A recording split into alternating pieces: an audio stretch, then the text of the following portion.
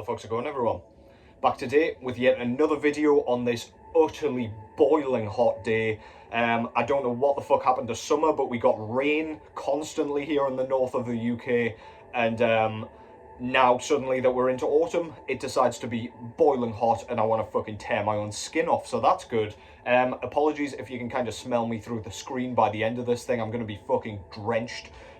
So yeah, hope that doesn't distract from the actual point of this vid, but regardless, hope you are enjoying today. Hope the weather's just as delightful for you. And yeah, so I thought I'd come back with an album review today. So I did say, like, I like doing deep dives into albums, into individual albums, and I know a lot of you guys said the same, like yous like a bit more of an in-depth review as opposed to like the little blurbs I do here and there on like sort of album recommendation vids or like vinyl update vids. So that's fair enough. I'll try and do a bit of a mix just to kind of keep things interesting, keeps things kind of challenging for me, because like I do a lot of writing and preparation for these kinds of reviews because I want to do the album justice and basically do the best job that I can. But yeah, I'll get into what we're going to be talking about shortly, but first, what we've got going on in the background. This is Evoken with their full-length album entitled Antithesis of Light.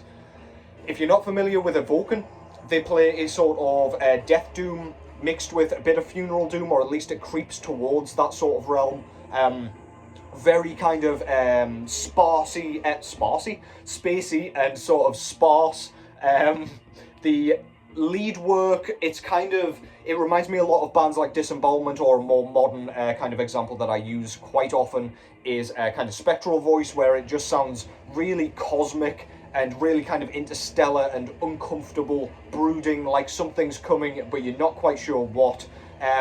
The sluggish moments are very, very kind of dense and crawling and really kind of cavernous, with some really low bellowed guttural vocals that just kind of sound completely inhuman.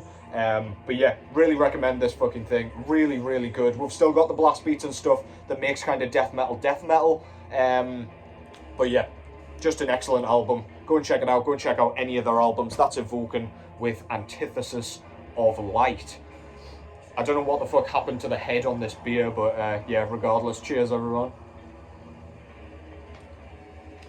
So, what I'm going to be looking at here is the brand new album from Portland, Oregon-based black metal band Uada. This came out yesterday, so I've been pretty sharp onto this thing. I've managed to listen to this thing several times. I just started kind of taking notes on it as I was listening, and I figured I could probably do a kind of more extensive album review on this one. So yeah, hopefully this is going to be like a bit more of a regular sort of thing. I would like to do quite a few more of these in the coming weeks, days, whatever, because I just find them interesting. It's a bit more challenging for me, and yeah, I can do the bands and albums a bit more justice. What I won't be doing here, so I'm going to be giving the album a review, just all my opinions, all my thoughts, all my kind of observations, but I will not be giving a kind of numerical like ranking at the end or rating. This is mainly because that does the work for you. I'm just going to recommend it or not recommend it, and then you just can go and make your own mind up, because I know you motherfuckers in Anthony Fantano's fucking videos, you just go to the end and find his number and that's it, kind of thing. You don't know anything about the album, you just don't check it out. I know how it goes, because I do that myself with some of his videos that I'm not interested in really. I'm just curious to see what the number is, and I just want to remove that element, because I feel like it adds an element of laziness to proceedings. But yeah, so this album's called Crepuscule Natura, and this is their third full-length album. I keep coming back to this band for some reason, so I'll do a little bit of an explanation about their previous work first of all. So I absolutely love their debut full-length album. This is Devoid of Light. I can't actually remember when this came out. It says 2016 here, but this was a repress, so I'm not too sure. That sounds about right, but yeah. This thing's excellent. They were kind of criticised as being like an Mgła kind of rip-off, the Polish black metal band. But I feel like that's like a huge compliment. If you sound anything like Mgwa and you do it quite well, well enough to kind of be called a sort of tribute band or whatever, then you're probably doing something right. You're just playing like music in the style of, and you're doing it well enough to be kind of compared to such bands. So yeah, I find this a lot more melodic. This is kind of somewhere between Mgwa and the sort of Dissection Sacramentum kind of style of melodic black metal. But I really loved this thing. Very, very well written, very well done, very well performed. Just fantastic. I won't go too far into kind of what I like and don't like about these albums as I go along. Then we got this one. This is Cult of a Dying Sun. I did not like this album at all, and I will explain why shortly. There were lots of good moments, but yeah, this one didn't do it for me. This was their second one, and then their third one I didn't even buy, which was entitled Jinn, which I enjoyed a bit more than Cult of a Dying Sun. But still, I thought there was room for improvement hugely. And now we've gotten this fourth full-length album entitled Crepuscule Natura. Now, what I'm going to do here is I'm just going to get straight into it and get straight into kind of my observations, and then I'll just round things up at the end. So yeah, as I say, I've got a bit of a patchy relationship with Uada, and for these reasons pretty much. Those reasons have not gone away, unfortunately, for the most part here. My biggest criticism of this album going into it, and going through like the first listen, was the melodic like harmonization, basically the guitar harmonization. It's immediately clear that that is going to be the sort of base of this album. It's going to be right at the forefront, and it very much is. It's almost kind of too high in the mix. It's all you can fucking hear on this thing. It's like really obnoxious kind of sort of wobbly tremolo work that just kind of, it gets grating after a while, but that's what they do all the way through this fucking thing. Clearly that's what they're going for, and I understand that. They think that's what kind of makes a great album. It's almost like, I'd almost compare it to when technical death metal bands do that kind of noodly like fretboard wankery.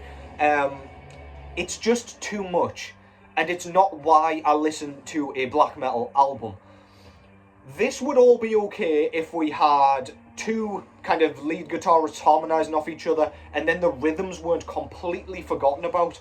But on this one, the rhythm guitars are so kind of lost in amongst the kind of mess of melody and harmonization that there's no kind of bite or chunkiness to this thing.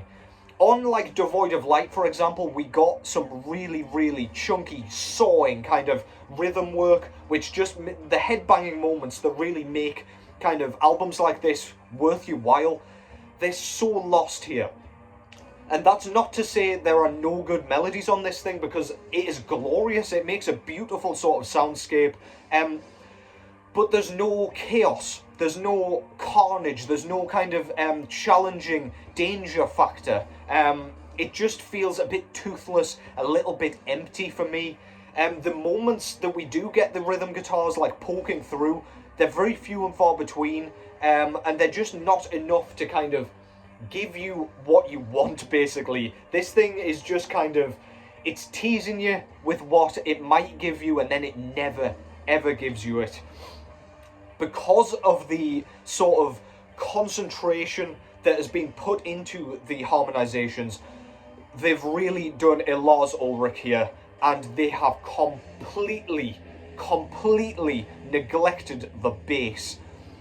I was listening to this and trying to figure out if there was any bass at all in this, because it really does not sound like it. But then they sort of desperately cram in these little kind of solo bass moments where they kick off a track with the like just a bit of bass strumming, just to remind you that it's there, like, hey, we haven't forgotten about it. But then the harmonization comes back in and it is just lost. There is no sort of aggression to this. It's just like the delicate twiddling that we get with the tremolo riffing, no bass and no rhythm, which is just completely scandalous, really. The whole problem I've got with And Justice for All, and I'm not alone here, is the lack of bass. Somehow bands still forget that a band is a band. Even your most kind of important elements in your mind, whether that be solos or chunky riffs or chugging guitars, you cannot just concentrate on that and ignore everything else. It doesn't work. It doesn't create a good album just because those elements are there. It cannot be done. It's scandalous, as I say. I was so disappointed. Those moments where they allowed the kind of bass to have their solo moments, they annoyed me more because they were clearly just trying to stuff those down your throat just to remind you that they're there, just to say, like, yeah, that bass has been covered, pun not intended, and you don't need to shout at us about it, kind of thing. Whereas that just doesn't fly for me here, unfortunately. The sound is just a problem, and they had this problem on their previous album, Gin. The production felt really weird, really thin and tinny, and I think that is mainly due to the lack of rhythm guitars and the lack of bass guitar. Now the drum work here, I bet you were waiting for this because drumming is it's my jam, so let's go and let's get into it. The drumming here is fantastic. First of all, the complexity, the creativity that's gone into these drum kind of bars is second to none. He's not trying to sound like Dark Side. There's no kind of crazy like Bell 16ths or anything like that. It's all kind of just focused on doing like a nice varied job. He's all over the kit. It sounds wicked kind of technically. However, somehow, I don't know whether it was in production or if there's been triggers used here, but it sounds so clicky and so obnoxious and so kind of, again, thin. It doesn't sound authentic. They might as well have used like a drum machine here and just fobbed off any of the kind of authenticity of a real drum kit. I like drums where they sound like they're being played by a human, where they're being played in a garage or something with very little in the way of like tampering and manipulation. But it just doesn't do it, and it amplifies every other problem that I have with this album. It's so frustrating because the drums sound wicked, but yeah, that's all I'm going to say on the drums. Fantastic, but they sound off. They sound wrong to me. They sound a bit weird, and I don't know why that is. It may be the production, as I say, no idea. But yeah, vocally, I can't really kind of complain about it. However, they're not as creative, they're not as unique, they're not as novel as the ones that we got on Devoid of Light. On Devoid of Light we got some really, really fucking cool howls amongst the kind of wretched screams that he's got, and amongst the kind of growls, the low growls that he does as well. It's a nice, diverse kind of vocal range that this guy's got. I can't remember his fucking name. I feel like it's like Jake something or other. Anyway, Jake something or other. I do apologise, dude. But here, he's cut out the kind of howls. There isn't very much of that at all. The howls that we do get are kind of very much lost in the background. I think they were just used as like backing vocals just to create a bit more atmosphere, or create an atmosphere, because it's completely devoid of atmosphere for the most part here. But yeah, he just uses the kind of screams, which sound cool, growls sound cool. I've got no kind of issues with it. We do have some like Mongolian throat singing kind of stuff going on here, which I quite famously really like. Mongolian throat singing. Like, I love throat singing. I find it fascinating to listen to. Panzerfaust, the band that is a label mate of Uada on Eisenwald Records, uses it brilliantly. It's just mesmerising. It just goes straight through my core, and I fucking love the sound of it. But here they use it, and it just, again, it feels forced because there is no atmosphere to get lost in to then fully appreciate those kind of the kind of throat singing style, unfortunately. But I've got to say, really well done and really nice to the ears. I love the sound of it. Sounds wicked. I've got to say, the soloing on here is fantastic, especially on the title track. We've got some really lovely melodies on here, really memorable, and they would be appreciated much more if the rest of the soundscape sounded correct, and they'd focused a bit more on the overall sound of the band as opposed to the guitar kind of prowess and technical prowess, if that makes sense. Yeah, why I did this, you might be wondering why, if I wasn't expecting to like it, I've come on here to like rant and rave about this album and this band. It's because I appreciate this band, and it's because I can see there's a lot of potential in there. I love what they're doing, I love what they're trying to do, but they just can't seem to get the kind of balance and levels correct, and the production is just all off. They need something to change, and I really hope they do that on their next album. What I can say about this full length is the trimmable fat has been trimmed. There's a lot less filler on here. This one's, I think it's below the 40-minute mark, which I really appreciate. Actually, I think it's just over the 40-minute mark. My apologies, but they've gotten rid of a lot of the filler. I don't feel like there's much filler on here. I just feel like the production makes things obnoxious. Yeah. So, what keeps bringing me back to Uada? I really love their style, love their sound. I really want them to do well, and I'm still waiting for another masterpiece to come through, a bit like Devoid of Light. If they'd continued that with that consistency, I'd still be a huge fan, raving about them now. Also, Eisenwald Records. I have huge faith in Eisenwald Records, and I love everything they're putting out. Bands like Unto Others, Flusteros, and Panzerfaust all are on that label, with bands like Alder as well, and Tardigrada. They've got tons of great bands, so I just want them to succeed. That's why I keep going back to them. They've clearly got faith in Uada, and Uada are clearly popular, but I just think they need to step it up a notch for me. Also, as you'll see in the thumbnail, all of Chris Verwimp's fantastic artwork has been excellent for Uada. It's all really desolate and really creepy, and it just gives off a perfect vibe of like just despair, which is what I think Uada should be doing, instead of trying to be super beautiful and super, like, I don't know, serene.